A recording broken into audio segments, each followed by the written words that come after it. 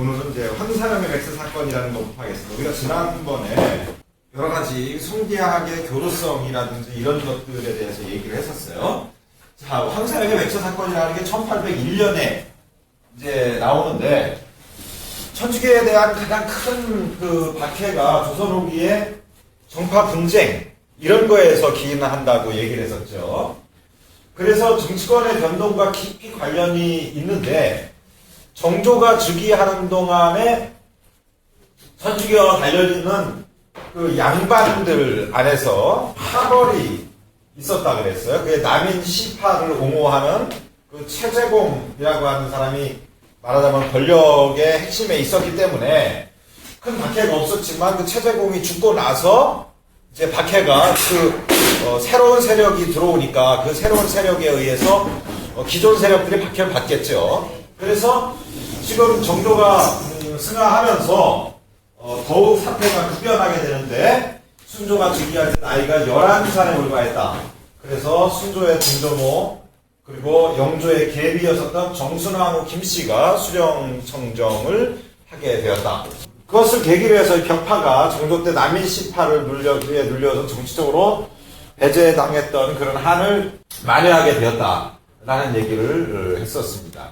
이 시파 벽파 얘기를 우리가 했었죠? 네. 기억하시죠? 자, 그러면 그때 이제 정하상의 상제상서라는 거, 정하상은 그 정약용 집안이에요. 그래서 정약종의 아들이죠. 그 한국 최초의 호교론서가 뭐냐라고 할 때 상제상서라고 하는 거 여러분들 기억을 하시면 됩니다. 이건 무슨 얘기냐? 천주교의 교리를 설명하면서 박해를 중단시켜야 한다. 지금 박해하는 것은 이건 터무니없는 일이다 라고 이야기를 합니다. 이 정하상이 정약종 아고스티노 영세명이죠. 세례명. 어렸을 때부터 교리를 배워서 신앙심이 남달랐던 그런 사람입니다.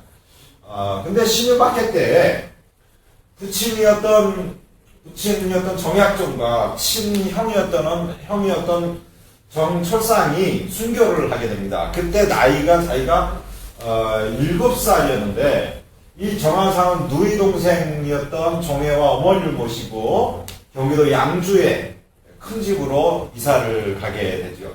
그래서 20세 때에 이제 홀로 상경을 해서 조증이라고 하는 그런 사람 집에 머물면서 내가 이제 이 교회를 위해서 헌신해야 되겠다, 이런 생각을 갖게 됩니다. 그러니까 우리 요즘에 사고로 해도 이게 만만치 않은 얘기인데, 저 때 벌써 그런 생각을 했다는 것은 굉장히 신앙심이 깊었다는 것을 우리가 알 수 있겠죠.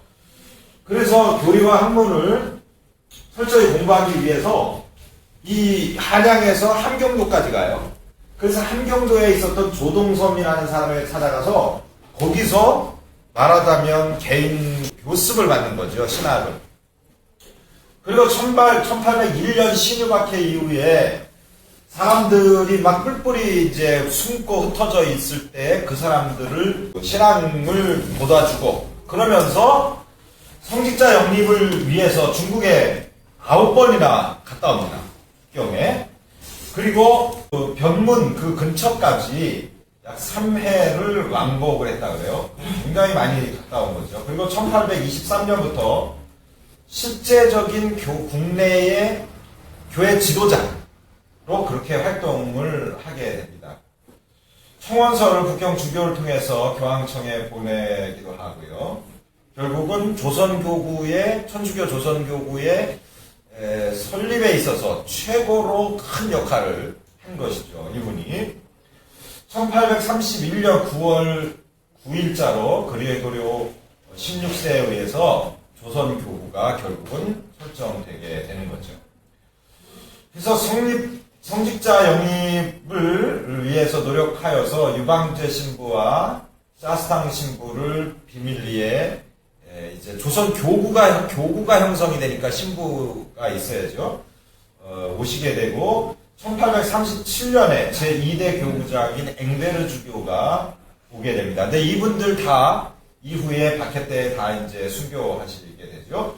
앵베르 주교는 정하상에게 한국의 최초 성직자가 되기를 기대했지만은 말하자면 서품식을 하기 전에 박해가 일어나서 순교가 됩니다. 그래서 결국은 이 정하상은 그 성직자가 되지를 못했죠. 굉장히 안타까운 일인데 1839년 9월 22일 날 서승원 밖에서 참수로 순교하게 됩니다. 자, 그러면 이제 요 시기가 지나면서 한말과 일제시대의 그 성수교는 어땠는가 보겠습니다. 먼저 이때 보게 되면 교회는 반봉건 운동을 하게 됩니다. 봉건적인 잔재가 아주 가득 차 있는 이 시대에 교회는 학교를 세웁니다. 36개나 되는 대단히 많은 학교를 세우죠. 천주교가 우리나라에서 했던 많은 일들 중에서 이 학교를 세운 이 문제가 굉장히 큰 역할을 하게 되죠. 천주교 반포에 1904년에 이것이 73개로 늘고 1910년에 와가지고는 124개가 됩니다. 그러나 1908년에 일제가 우리나라에서 사립학교령을 발표를 하게 됩니다.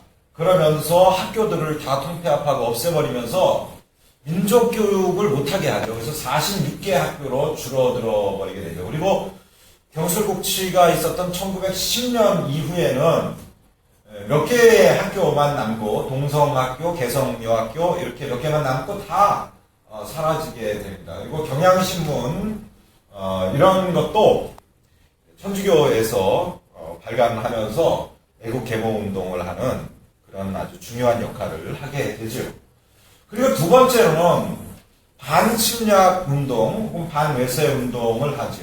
1907년에 구한말 우리 조선의 군대가 강제로 해산되죠. 90군대 해산이라고 그러죠. 그래서 경상도 일원에서 의병장으로 김상태라고 하는 분이 활동을 하게 됩니다. 선비인데 이분이 이토 히로부미를 응징한 후에 십자성어를 긋고 만세를 불렀던 또 안중근이나 황해도에서 발각되었던 안명근, 안중근의 동생이죠. 그리고 백오인 사건과 연루되고 또 방제를 조직해서 활동했었던 이기당, 또 3.1운동 때의 예수성심학교, 지금의 가톨릭 해화동에 있는 가톨릭 신학교죠. 거기와 대구의 유스티노 신학교, 대구 신학교 있어요. 이런 학생들이 만세운동에 참가를 대거하게 됩니다. 그래서 퇴학을 당하고 학생들은 이제 신부 서품이 보류되는 거죠. 불순한 학생들이다 이래가지고요. 그리고 만주에 있었던 천주교 신자단체가 중심이 되어서 의민단이라고 하는 걸 활동을 하게 돼요. 이런 사람들이 반일 운동을, 반침략 운동을 아주 강력하게 해 나가게 됩니다.